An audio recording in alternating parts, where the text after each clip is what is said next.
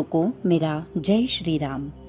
जैसा कि हम रामचरितमानस के हिंदी अर्थ का श्रवण कर रहे हैं, अब तक हमने दोहा क्रमांक 205 तक सुन लिया है। अब आगे यह सब चरित्र मैंने गाकर कहा, अब आगे की कथा मन लगाकर सुनो।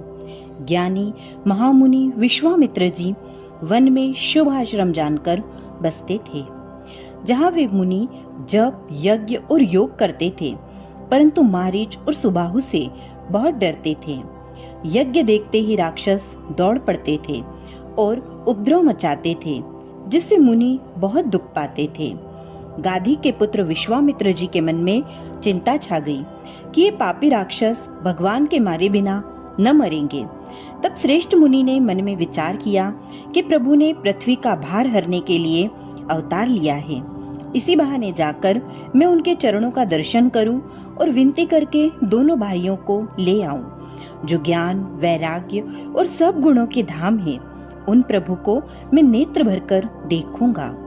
बहुत प्रकार से मनोरथ करते हुए जाने में देर नहीं लगी। सरयू जी के जल में स्नान करके वे राजा के दरवाजे पर पहुंचे। राजा ने जब मुनि का आना सुना, तब वे ब्राह्मणों के समाज को साथ लेकर मिलने गए और दंडवत करके मुनि का सम्मान करते हुए उन्हें लाकर अपने आसन पर बैठाया। चरणों को धोकर बहुत पूजा की और कहा, मेरे समान धन्य आज दूसरा कोई नहीं है। फिर अनेक प्रकार के भोजन करवाए, जिससे श्रेष्ठ मुनि ने अपने हृदय में बहुत ही हर्ष प्राप्त किया। फिर राजा ने चारों पुत्रों को मुनि के चरणों पर डाल दिया, उनसे प्रणाम कराया।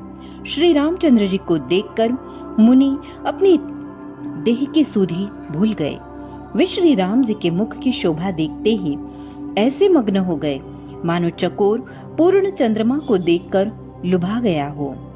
तब राजा ने मन में हर्षित होकर ये वचन कहे, हे मुनि, इस प्रकार कृपा तो आपने कभी नहीं की। आज किस कारण से आपका शुभागमन हुआ?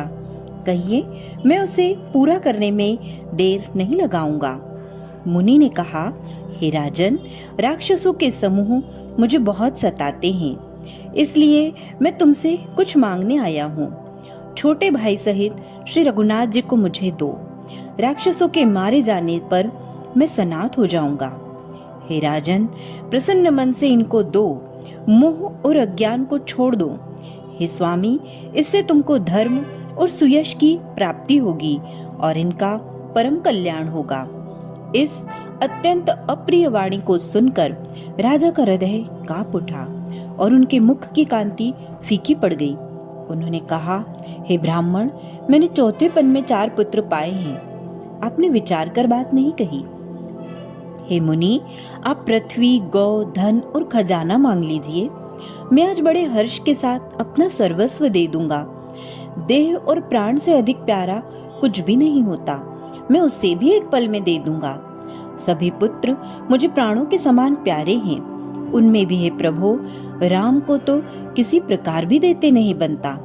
कहाँ अत्यंत डरावने और क्रूर राक्षस और कहाँ परम किशोर अवस्था के बिल्कुल सुकुमार मेरे सुंदर पुत्र।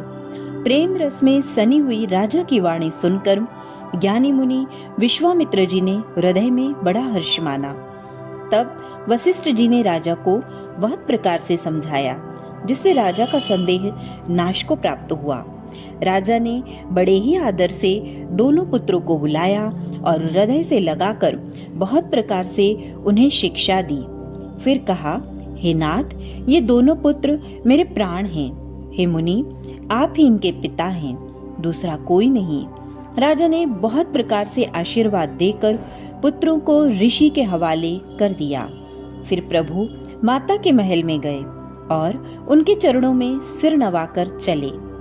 पुरुषों में सिंह रूप दोनों भाई मुनि का भय हरने के लिए प्रसन्न होकर चले।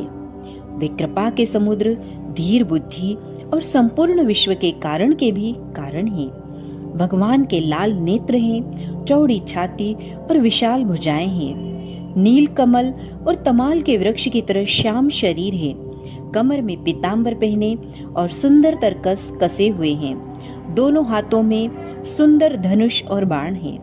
श्याम और गौर वर्ण के दोनों भाई परम सुंदर हैं। विश्वामित्र जी को महान निधि प्राप्त हो गई। वे सोचने लगे, मैं जान गया कि प्रभु ब्रह्मण्य देव ब्राह्मणों के भक्त हैं। मेरे लिए भगवान ने अपने पिता को भी छोड़ दिया। मार्ग में चले जाते हुए मुनि ने ताड़का को दिखलाया। शब्द सुनते ही वह क्रोध करके दौड़ी।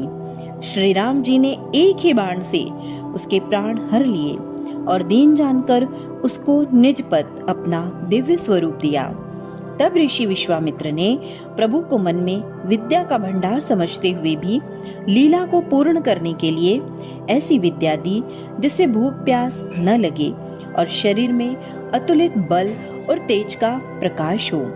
सब अस्त्र शस्त्र समर्पण करके मुनि प्रभु श्री राम जी को अपने आश्रम में ले आए और उन्हें परम हितु जानकर भक्ति पूर्वक कंद मूल और फल का भोजन कराया। सवेरे श्री रघुनाथ जी ने मुनि से कहा, आप जाकर निडर होकर यज्ञ कीजिए। यह सुनकर सब मुनि हवन करने लगे। आप श्री राम जी यज्ञ की रखवाली पर रहे। यह समाचार सुनकर मुनियों का शत्रु क्रोधी राक्षस मारीच अपने सहायकों को लेकर दौड़ा। श्री राम जी ने बिना फल वाला बाण उसको मारा, जिससे वह 100 योजन के विस्तार वाले समुद्र के पार जा गिरा। फिर सुबाहु को अग्निबाण मारा। इधर छोटे भाई लक्ष्मण जी ने राक्षसों की सेना का संहार कर डाला। इस प्रकार श्री राम जी ने राक्षसों को मारकर ब्राह्मणों को निर्भय कर दिया। तब सारे देवता और मुनि स्तुति करने लगे। श्री रघुनाथ जी ने वहां कुछ दिन और रहकर ब्राह्मणों पर दया की। भक्ति के कारण ब्राह्मणों ने उन्हें पुराणों की बहुत सी कथाएं कही, यद्यपि प्रभु सब जानते थे। तदंतर मुनि ने आदर पूर्वक समझा कर कहा, हे प्रभु, चलकर एक चरित्र देखिए। रघुकुल के स्वामी श्री रामचंद्र जी धनुष यज्ञ की बात सुनकर मुनि श्रेष्ठ विश्वामित्र जी के साथ प्रसन्न होकर चले। मार्ग में एक आश्रम दिखाई पड़ा। वहां पशु पक्षी कोई भी जीव जंतु नहीं था। पत्थर की एक शिला को देखकर प्रभु ने पूछा। तब मुनि ने विस्तार पूर्वक सब कथा कही। गौतम मुनि की स्त्री अहिल्या शापवश पत्थर की देह धारण किए बड़े धीरज से आपके चरण कमलों की धूलि चाहती है। हे रघुवीर, इस पर कृपा कीजिए। श्री राम जी के पवित्र और शोक को नाश करने वाले चरणों का स्पर्श पाते ही सचमुच वह तपोमूर्ति अहिल्या प्रकट हो गई। भक्तों को सुख देने वाले श्री रघुनाथ जी को देखकर वह हाथ जोड़कर सामने खड़ी रह गई। अत्यंत प्रेम के कारण वह अधीर हो गई। उसका शरीर पुलकित हो उठा। मुख से वचन कहने में नहीं आते थे। वह अत्यंत बड़भागिनी अहिल्या प्रभु के चरणों से लिपट गई और उसके दोनों नेत्रों से जल, प्रेम और आनंद के आंसुओं की धारा बहने लगी। फिर उसने मन में धीरज धरकर प्रभु को पहचाना और श्री रघुनाथ जी की कृपा से भक्ति प्राप्त की। तब अत्यंत निर्मल वाणी से उसने इस प्रकार स्तुति प्रारंभ की। हे ज्ञान से जानने योग्य श्री रघुनाथ जी, आपकी जय हो। मैं सहज ही अपवित्र स्त्री हूँ और हे प्रभु, आप जगत को पवित्र करने वाले, भक्तों को सुख देने वाले और रावण के शत्रु हैं। हे कमल नयन, हे संसार जन्म मृत्यु के भय से छुड़ाने वाले, मैं आपकी शरण आई हूँ। मेरी रक्षा कीजिए, रक्षा कीजिए। मुनि ने जो मुझे शाप दिया सो बहुत ही अच्छा किया। मैं उसे अत्यंत अनुग्रह मानती हूँ कि जिसके कारण मैंने संसार से छुड़ाने वाले श्री हरि आपको नेत्र भर कर देखा। इसी आपके दर्शन को शंकर जी सबसे बड़ा लाभ समझते हैं। हे प्रभु, मैं बुद्धि की बड़ी भोली हूँ। मेरी एक विनती है। हे नाथ, मैं और कोई वर नहीं मांगती, केवल यही चाहती हूँ कि मेरा मन रूपी भौरा आपके चरण कमल की रज के प्रेम रूपी रस का सदा पान करता रहे। जिन चरणों से परम पवित्र देव नदी गंगा जी प्रकट हुई, जिन्हें शिव जी ने सिर पर धारण किया और जिन चरण कमलों को ब्रह्मा जी पूजते हैं, कृपालु हरि आपने उन्हीं को मेरे सिर पर रखा इस प्रकार स्तुति करती हुई बार बार भगवान के चरणों में गिरकर, जो मन को बहुत ही अच्छा लगा, उस वर को पाकर गौतम की स्त्री अहिल्या आनंद में भरी हुई पति लोक को चली गई। प्रभु श्री रामचंद्र जी ऐसे दीन बंधु और बिना ही कारण दया करने वाले हैं। तुलसीदास जी कहते हैं, हे शठ मन, तू कपट जंजाल छोड़कर उन्हीं का भजन कर। श्री राम जी और लक्ष्मण जी मुनि के साथ चले। वे वहां गए जहां जगत को पवित्र करने वाली गंगा जी थी।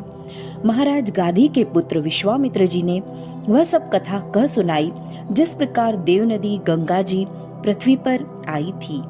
तब प्रभु ने ऋषियों सहित गंगा जी में स्नान किया। ब्राह्मणों ने भांति भांति के दान पाए।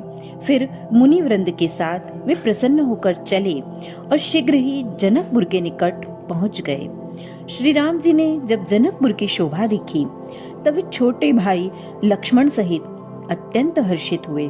वहां अनेकों बावलियां, कुएं, नदी और तालाब हैं, जिनमें अमृत के समान जल है और मणियों की सीढ़ियां बनी हुई है। मकरंद रस के से मत वाले होकर भौरे सुंदर गुंजार कर रहे हैं। रंग बिरंगे बहुत से पक्षी मधुर शब्द कर रहे हैं। रंग रंग के कमल खिले हैं। सदा सब ऋतुओं में सुख देने वाला शीतल मंद सुगंध पवन बह रहा है। पुष्प वाटिका, फुलवारी, बाग और वन, जिनमें बहुत से पक्षियों का निवास है, फूलते फलते और सुंदर पत्तों से लदे हुए नगर के चारों ओर सुशोभित हैं। नगर की सुंदरता का वर्णन करते नहीं बनता। मन जहाँ जाता है वहीं लुभा जाता है। सुंदर बाजार है, मणियों से बने हुए विचित्र छज्जे हैं, मानो ब्रह्मा ने उन्हें अपने हाथों से बनाया है।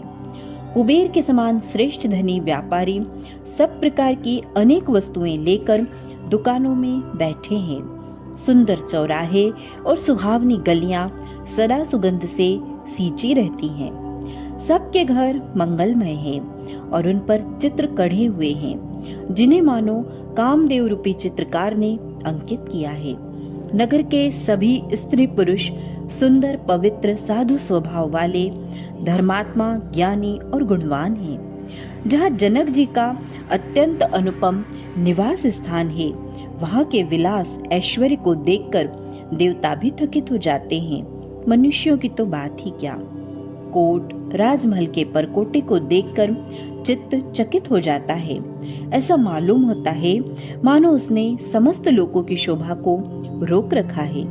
उज्जवल महलों में अनेक प्रकार के सुंदर रीति से बने हुए मणि जनित सोने की जरी के पर्दे लगे हैं। सीता जी के रहने के सुंदर महल की शोभा का वर्णन किया ही कैसे जा सकता है। राजमहल के सब दरवाजे सुंदर हैं, जिनमें वज्र के मजबूत अथवा हीरो के चमकते हुए किवाड़ लगे हैं। वहां राजाओं, नटों, मागधों और भाटों की भीड़ लगी रहती है। घोड़ों और हाथियों के लिए बहुत बड़ी बड़ी घुड़शालें और गजशालाएं बनी हुई है, जो सब समय घोड़े, हाथी और रथों से भरी रहती है। बहुत से शूरवीर, मंत्री और सेनापति हैं। उन सब के घर भी राजमहल सरीखे ही हैं। नगर के बाहर तालाब और नदी के निकट जहाँ तहाँ बहुत से राजा लोग उतरे हुए डेरा डाले हुए हैं। वहीं आमों का एक अनुपम बाग देखकर, जहाँ सब प्रकार के सुभीते थे और जो सब तरह से सुहावना था, विश्वामित्र जी ने कहा, हे सुजान रघुवीर, मेरा मन कहता है कि यहीं रहा जाए। कृपा के धाम श्री रामचंद्र जी बहुत अच्छा स्वामी कहकर वहीं मुनियों के समूह के साथ ठहर गए।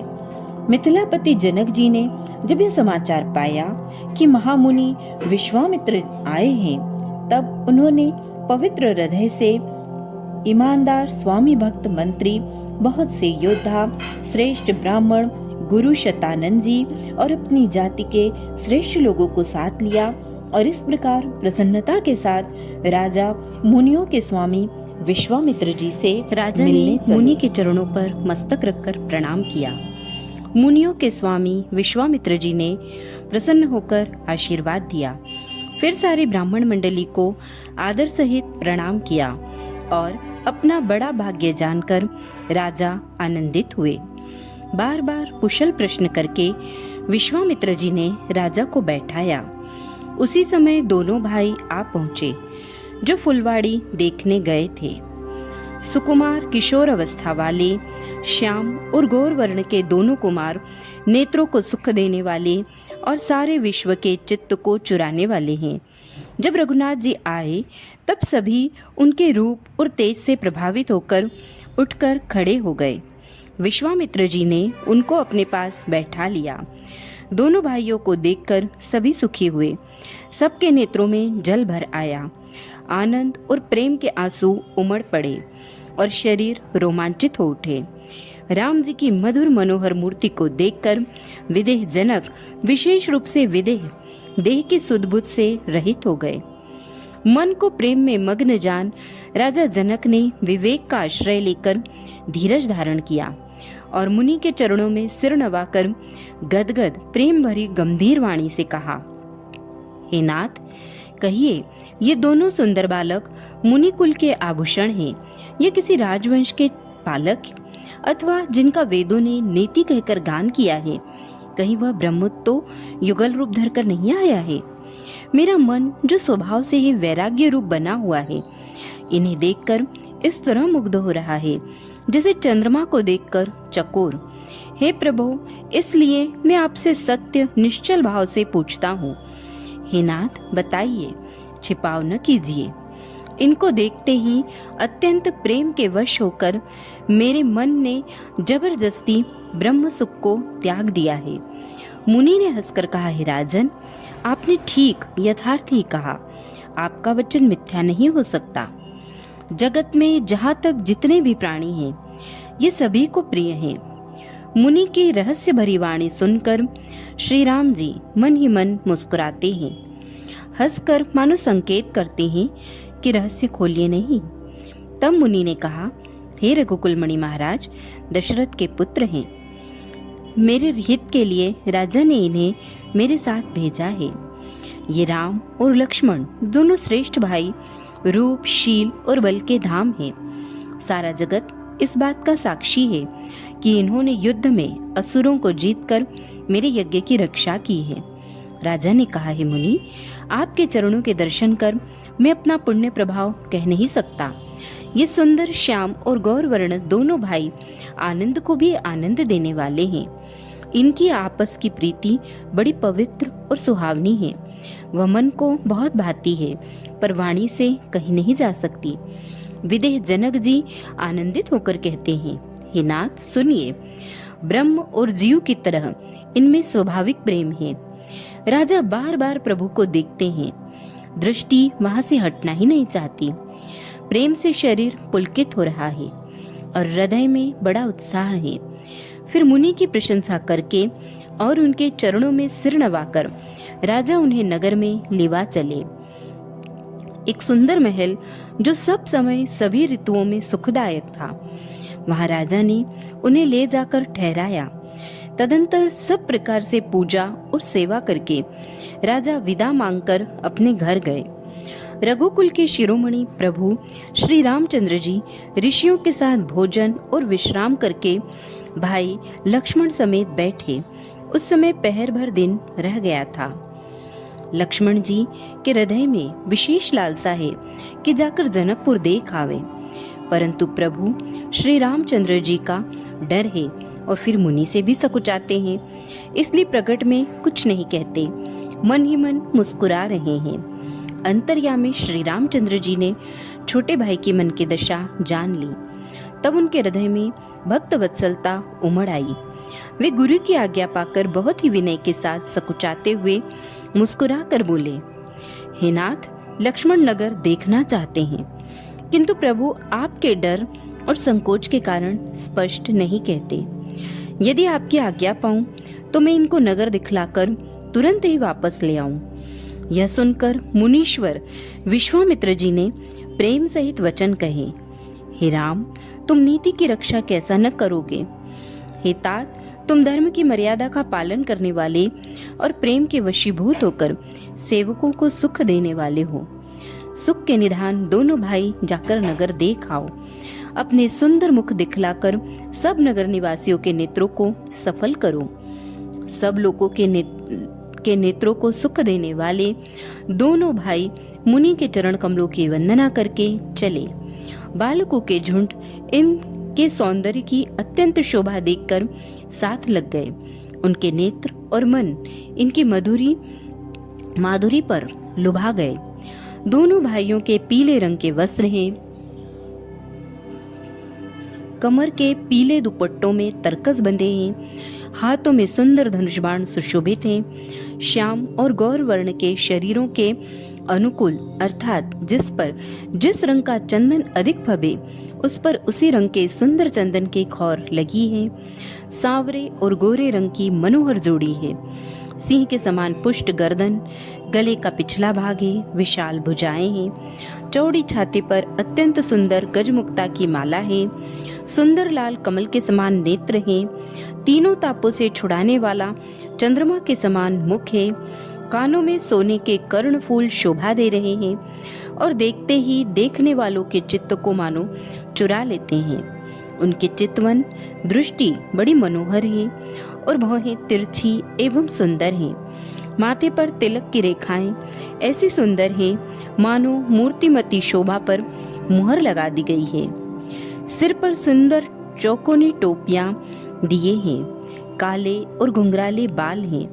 दोनों भाई नख से लेकर शिखा तक, एड़ी से चोटी तक सुंदर हैं और सारी शोभा जहाँ जैसी होनी चाहिए वैसी ही है।